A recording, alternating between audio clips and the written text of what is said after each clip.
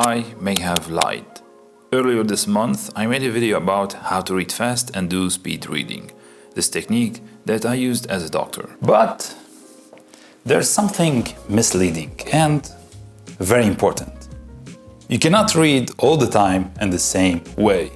It all depends on what you are reading. And in my previous video, I didn't mean for you to be reading all the time using this speed reading technique. So when should you use it and what are the modes of reading techniques? Science has the answer.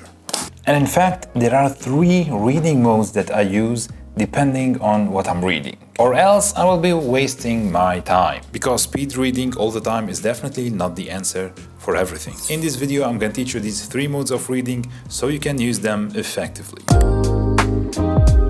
Speed reading is very effective when obviously I have a lot on my reading list. When I'm more or less familiar with the topic. Or when I'm reading something not very crucial, so I can read it in a passive way somehow. But this mode of reading might be very dangerous if you are using it for critical things. Why? Well, because studies have proved that speed reading comes at a price, at the expense of comprehension. So you might miss on important knowledge. Examples where I use this mode of reading, when I'm reading these somehow commercial books, self-development books, where you have like 300 pages and in fact, they talk about 1 or 2 ideas. It's full of redundant examples, but you want to take the key point there. So I can use this speed reading mode. Or another case when I'm reviewing things that I have already memorized, so I can also skim through the pages. And if I'm reading newspapers, I can go through the text very quickly to see if there's something of interest.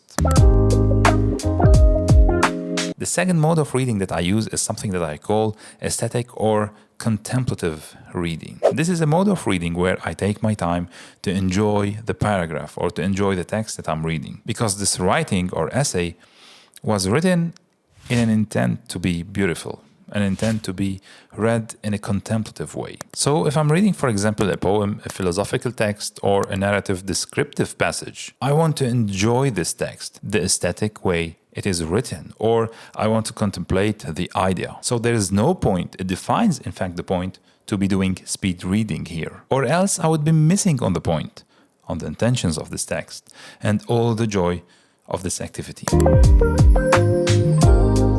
This is one of the slowest but most important modes of reading, the analytical mode. I use this mode primarily for 3 things: to focus, analyze, and study the text at hand. I dissect every single detail of the text, searching for all the valuable knowledge and information, because the topic is something to be studied and memorized deeply. So if I use speed reading here, I would definitely be ruining everything. Speed reading is not effective when you want to study something, to memorize it deeply. There are many research about this topic that speed reading make you miss information, make you miss comprehension. I'm not saying that speed reading is bad. I use it many times, but not in every occasion. So this analytical mode of reading, definitely I use it when I am studying something new, a heavy topic, or when I want to memorize or encode new information, especially if I'm discovering something new. I dissect every paragraph. I might be taking notes even on the text itself. There are many other modes of reading that exist, but personally,